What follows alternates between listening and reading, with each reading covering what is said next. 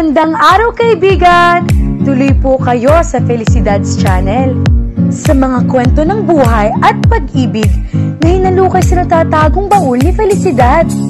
Pero bago po tayo magpatuloy, huwag niyo pong kalilimutan na i-like ang video, i-subscribe ang channel, at i-click ang notification bell para lagi kayong updated sa mga parating pa na upload.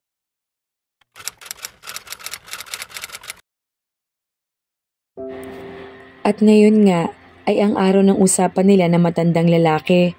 Kailangan sa loob ng 20 minuto ay naroon na siya sa tipa ng lugar dahil kung hindi ay aalis ang bangkang demotor. Hindi iyon kita mula sa kinaroroonan ng mga tauhan ni Don Florendo dahil nasa may paikot iyon ang baybayin. She took nothing but her money. Lahat ng mga iyon ay galing kay Florendo na hindi naman niya magawang gastahin sa lugar na iyon. She hated using his money, but she had no choice, and she had some savings in Manila na hindi niya nagawang ma-withdraw ng sapilitan na siyang paalisin patungong Switzerland. And through the years, she was sending her bank in Manila money from Switzerland, and it must have earned a considerable interest by now, and that was the only thing Florendo knew nothing about. Nagsuot siya ng jogging pants at tank top, itinali ang mahabang buhok sa likod. Paglabas niya sa veranda, ay nakasalubong niya ang 3 tauhan ni Florendo. Nagmagandang umaga ang mga ito. Alam na mga ito na rutina niya ang mag-jogging 3 beses sa isang linggo. Sasamahan na namin kayo, Miss Alanis. Halos panabay ng wika ng 3. Muli ay ngumiti siya. Wag na, wala naman ng papa. Hindi kayo makakagalitan. At saka, magpapaikot-ikot lang naman ako dito sa malapit. Pero Miss, bye guys, sabihin ninyo kay Aling Tuding na gusto ko ng fried bacon sa breakfast. Kasual niyan tinalikuran ang mga ito kasabay ng marahang pagtakbo. Hindi na kumibo ang 3 at may paghangang sinundan ng tingin ang dalaga. Humuhubog ang maganda at bilugang katawan sa suot ng jogging pants. Hindi ko masisisi si boss na pabantayan si Alanis. Abay ako man ang magkaanak ng ganyang kaganda at kasexy, baka hindi ko palabasin ng bahay. Nakangising komento ng isang tauhan. Baka malaman ni boss na hinayaan natin mag-jogging mag-isa si Miss Alanis. Lagot tayo. Saan ba naman pupunta yan? Isa pa hindi ko maintindihan kung bakit lagi nalang pinababantayan ang anak na para bang tatakas si Miss Alanis anumang oras. Hindi tayo binabayaran para magtanong. At isa pa ilang beses na rin namang namamasyal at nagja-jogging si Miss Alanis na mag-isa ah. Lumingon sa pinanggalingan si Alanis. Natatanaw pa niya sa veranda ang mga tauhan ng ama, subalit wala sa kanyang tingin ng mga ito. Iyon ang hinihintay niyang pagkakataon upang makaliko sa kakahuyan.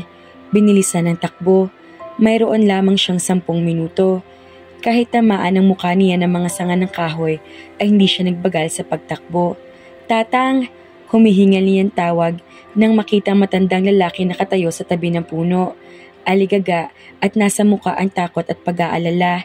Yumuko siya at tinukod ang 2 braso sa tuhod sa matinding pagod. Hinahabol ang paghinga. Hayo ng bangkang demotor.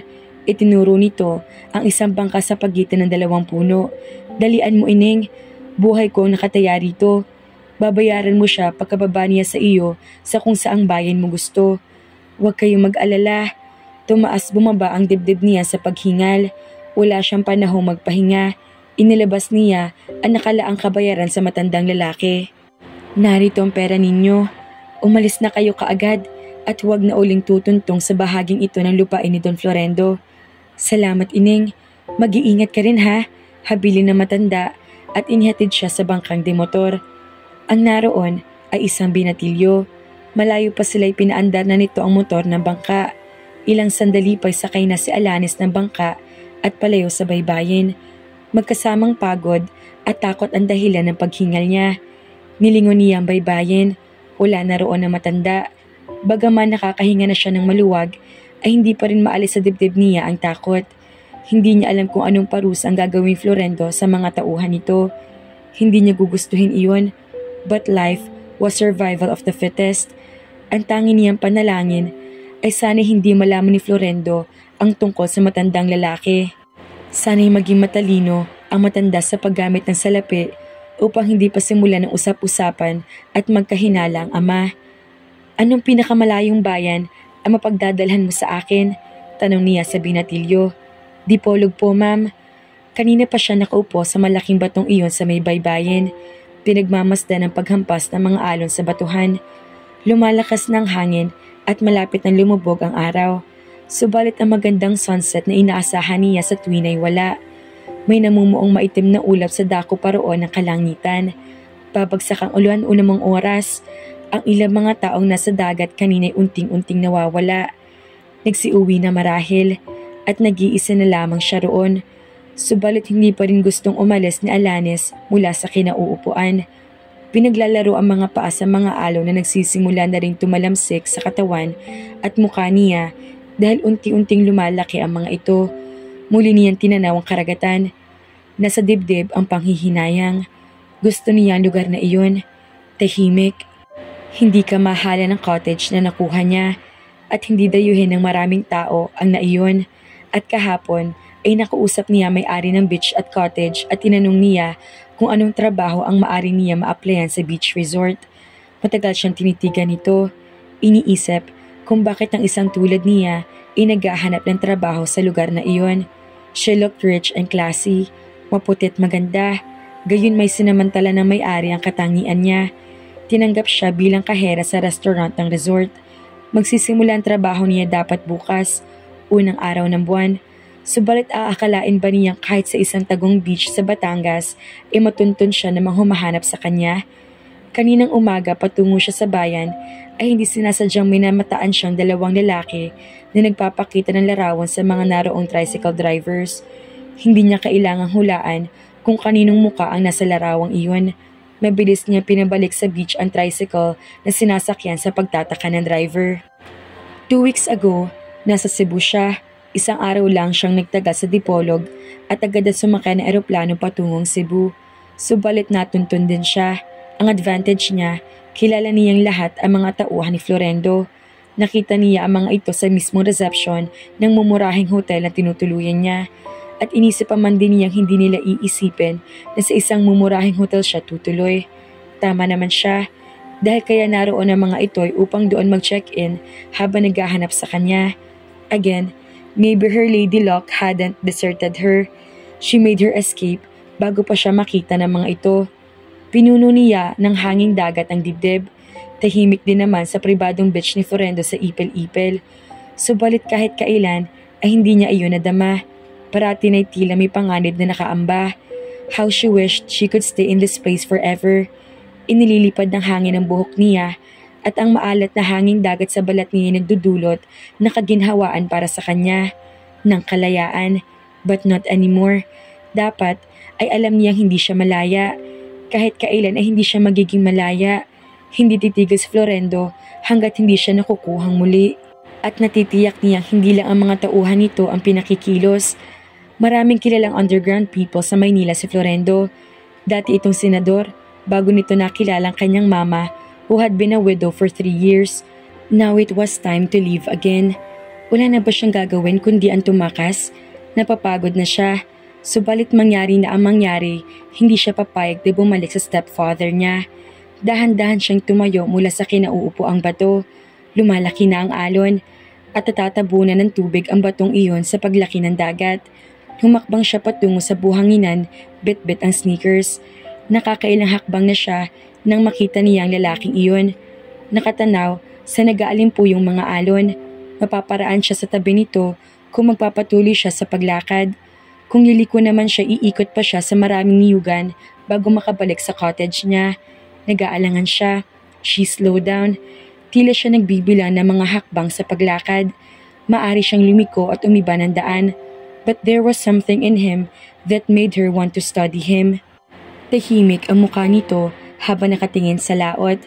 But she had this impression na sa kabila ng katahimikang ibinabadya ng mukhang iyon ay naroon ang kapangyarihan. He was wearing slacks and an expensive black leather jacket. Hindi pang karaniwang suot para sa lugar na iyon na karaniwan ay pantalong maong ang gamit ng mga kalalakihan. Hawaiian polo shirt o di kay kamiseta and shorts. Dapat ay out of place ang lalaki sa lugar na iyon. Subalit hindi iyon ang tingin ni Alanis because he seemed at ease with the wild sea, as if he had faced many a storm and weathered them all. Habang nalalapit siya sa lalaki, ay lalong lumilinaw sa kanya mukha nito. Probably in his late 20s or early 30s, attractive, ruggedly so, lean and dark, at mailang di pa na lang ang layo nito sa kanya, subalit ni hindi ito lumilingon. Tila ba hindi nito namamalaya ng presensya niya. Patuloy siya sa marahang paglakad. Hindi niya madesisyonan kung sa likod o sa harap nito dadaan. Nang biglang lumingon sa kanya ang lalaki, nakatitig sa kanya. His eyes were dark, katulad ng panahon na tila nagbabadya ng unos. "Hello," wika nito. Ang tinig nito ay malalalim at kabigha-bighani. "Hi," aniya, with a little smile on her lips. Patuloy niyang pinag-aaralan ang mukha nito, and she decided that he was really an attractive man. His hair could use a little trim dahil umaabot na ang medyo shaggy na buhok sa collar ng polo shirt nito. But then, ang medyo mahabang buhok ay bagay naman dito. Patuloy siya sa paghakbang, expecting him to say something more than just hello. May pakiramdam siyang panghihinayangan niya kung hanggang hello lang ang sasabihin ng lalaki. Nasa tapat na siya nito nang bigla'y tumaas ang dalawang kamay ng lalaki at abutin siya sa matinding pagkabigla niya. In seconds, she was trapped in iron arms. It couldn't be. They couldn't have found her so soon. Wala nakakakilala sa kanya sa bayan at kahit sa ilang tricycle drivers dahil hindi siya umaalis sa cottage mulang dumating siya rito. Sinikap niyang sumigaw upang humingi ng tulong, subalit isang puting panyon tumakip sa ilong at bibig niya. Ang sunod niya na malayan ay ang paghinga niya ng isang kakaibang amoy mula sa panyong iyon. Nawalan siya ng lakas kasunod niyon. Kasabay din ng panalabo ng kanyang paningin ay ang takot. Matinding takot. Sino ang lalaki na kumidnap kay Alanis, mga ka-Felicidad? Natagpuan na kaya siya ng kanyang stepfather? Kaya naman, abangan!